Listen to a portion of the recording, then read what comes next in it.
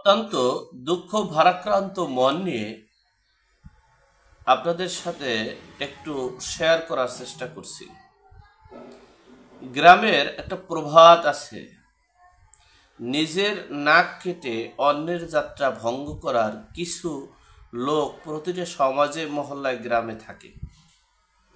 আর বাংলাদেশের প্রেক্ষাপটে জাতীয় রাজনীতির ক্ষেত্রেও ঠিক সেই রূপ আমরা 1975 সালের 15ই আগস্ট থেকেই আমরা দেখেছি।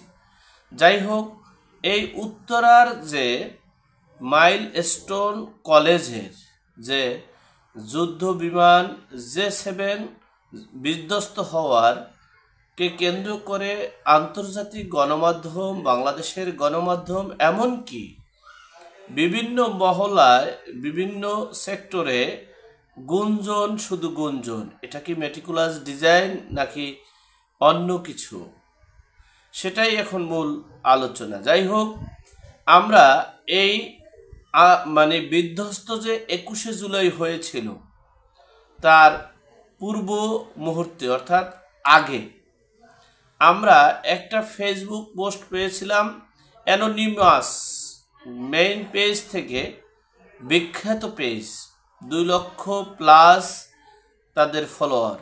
তারা বলেছেন যে একটা যুদ্ধ বিমান, ট্রেনিংয়ের বিমানে একটা স্কুল অ্যান্ড কলেজ বিধ্বস্ত হবে। সেই স্কুল অ্যান্ড কলেজের স্থাপনার নিম্নমান অন্য কারণে, সেখানে কোনো দেশের কথা উল্লেখ ছিল না। ঠিক তারই আবার পরে আর একটা পোস্ট হয়েছে, এই বিমান বিধ্বস্তটা হবে বাংলাদেশে। আচ্ছা, এর পরিপ্রেক্ষিতে আমরা গণমাধ্যম বলতে বুঝাবো আমাদের যে টিভি চ্যানেলগুলো, সেই টিভি চ্যানেলের এবং পত্রিকাগুলোতে বলেছেন এটা একটা বিভ্রান্তকর পোস্ট, এখানে কান দেবেন না।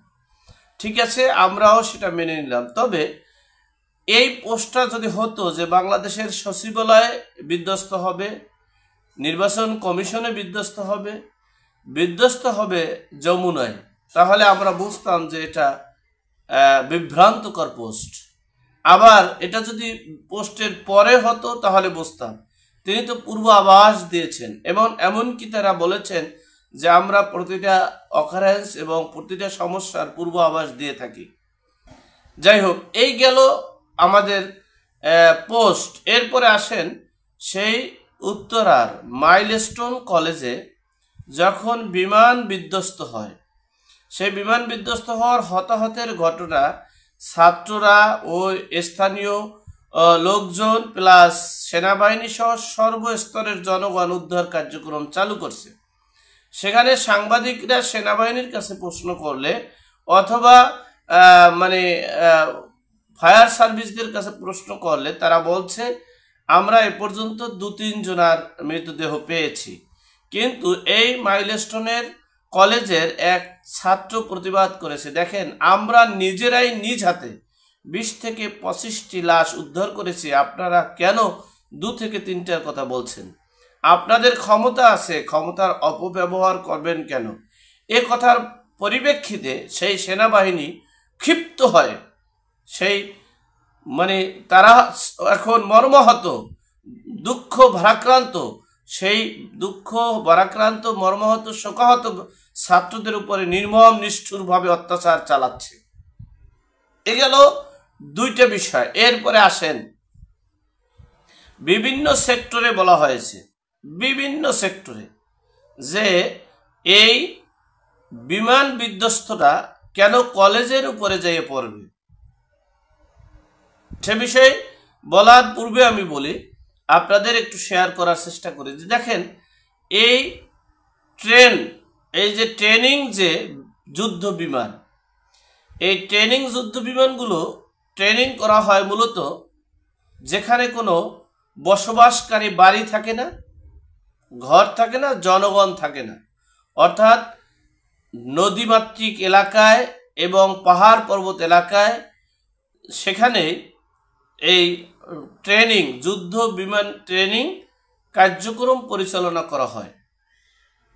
2 নম্বর অপশন হলো এই ট্রেনিং কার্যক্রম, এই ট্রেনিং যে বিমানটা, সে বিমানটা যখন ফ্লাইট করা হয়, ফ্লাইট করার পূর্ব মুহূর্তে খুব দক্ষতার সহিত সেটাকে অবজারভেশন করা হয়। এরপরে যখন সেটা ফ্লাইট মানে দেওয়ার মতো, অর্থাৎ ট্রেনিংয়ে ফ্লাইট করার মতো যদি উপযোগী হয় তাহলেই তাকে ফ্লাইটে দেওয়া হয়। গেল 1।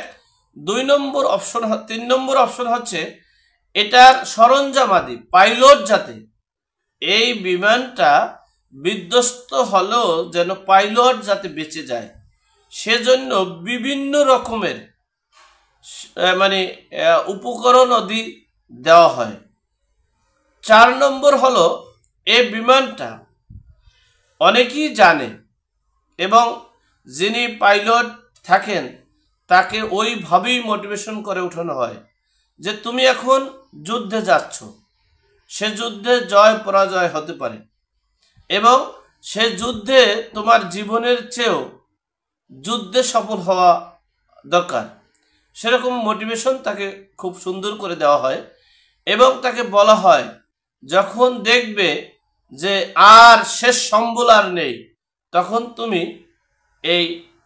তুমি তোমার জীবন রক্ষা করার জন্য যে সরঞ্জাম আছে সেগুলো ব্যবহার করবে। এই যুদ্ধ বিমান যে ট্রেনিং এর সোলো ফ্লাইট, এই সোলো ফ্লাইটে বিধ্বস্ত মানে বিমান হয়, এটা সকলে জানে। কিন্তু এই বিধ্বস্ত হওয়ার পরও মানে পাইলট কিভাবে বেঁচে থাকে সেই ট্রেনিং তাকে করানো হয়। তাহলে পাইলট কিভাবে বেঁচে থাকে সে ট্রেনিং যদি করানো হয় এবং এই বিমান যাতে বিধ্বস্ত না হয় সেই পূর্ব মুহূর্তে বিভিন্ন রকমের সতর্কতা অবলম্বন করে চেক করে এই বিমানটি পরীক্ষা নিরীক্ষা করে এরপরে ছাড়া হয়। তাহলে এত কিছু করার পরও কেন এই বিমানটা, কেন এই ঢাকার রাজধানীর মতো এলাকা, এমনকি এই উত্তরার মাইলস্টোন স্কুল অ্যান্ড কলেজে যাইয়া পড়বে? এখন মূল আলোচনা দেখেন, এই উত্তরার মাইলস্টোন কলেজটা একটা কমার্শিয়াল এরিয়া এবং এটা এয়ারপোর্টের কাছাকাছি থাকার কারণে তৎকালীন প্রধানমন্ত্রী শেখ হাসিনা বলেছিলেন যে আপনাদের এই কলেজটা একটু ঝুঁকিপূর্ণ, একটু না অনেক ঝুঁকিপূর্ণ, আমরা এটা সরকারি একরে নিয়ে যাই, আপনাদের জন্য খুব সুন্দর উপযোগী, আপনারা যেখানে চাবেন সেখানে আমরা আপনাদের ভূমি দেব, সেখানে আপনারা এই মাইলস্টোন কলেজটা তৈরি করেন। তো সেটা তারা মানতে রাজি ছিল না, এমনকি সেই সময় ছাত্রদের মুখোমুখি করেছিল এই শেখ হাসিনার বিরুদ্ধে। ঠিক সেই শেখ হাসিনা তার ছাত্রদের মানে প্রত্যাশার কথা চিন্তা করে তিনি আর বাধা দেননি।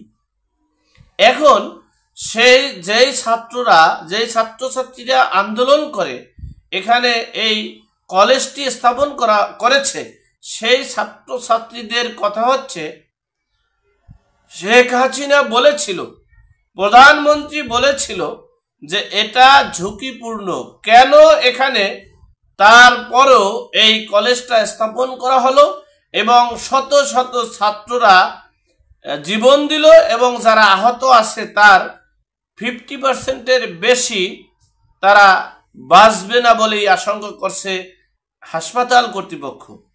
তাহলে এই যে হতাহতের ঘটনা, আজকের শিশু আগামী দিনের ভবিষ্যৎ, এই শিশুদের জীবন বিলীন করলো, এর দায়ভার কারা? এই দায়ভার কি কলেজ কর্তৃপক্ষ নিবে, নাকি এই দায়ভার এই বর্তমান সরকার নিবে, নাকি এই দায়ভার এই বিমান বাহিনী নিবে? কারা এই দায়ভার নিবে এবং এর বিচার কতদিনের মধ্যে আমরা পাব? এরকমের ক্রিয়া প্রতিক্রিয়া শুরু হয়েছে।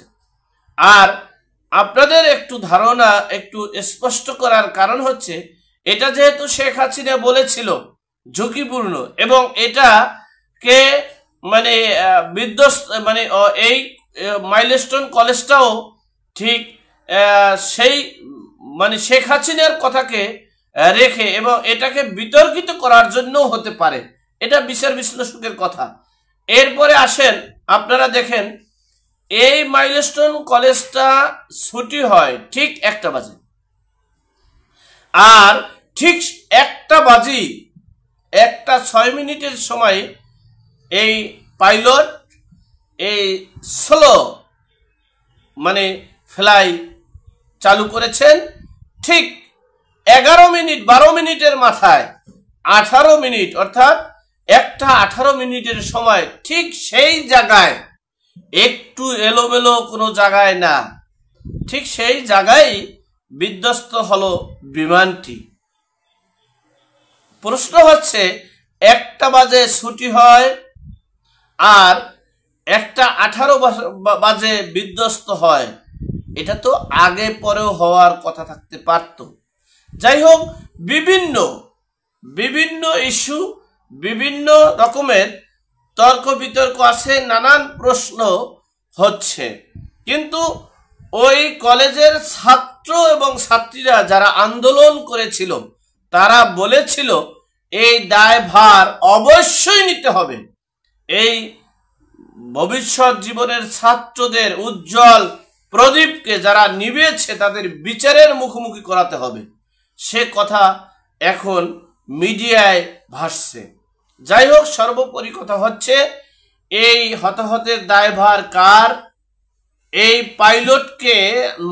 পাইলটের জীবন যাবে নিশ্চিত জেনেও তার সাথে সঙ্গী কেন দেওয়া হয়নি এবং তাকে নিরাপত্তা মানে তার জীবন রক্ষার জন্য কেন প্রস্তুতি নেওয়া হয়নি, সেই দায়ভার কখন কে নিবে, কখন নিবে, এটাই এখন জাতির কাছে প্রশ্ন।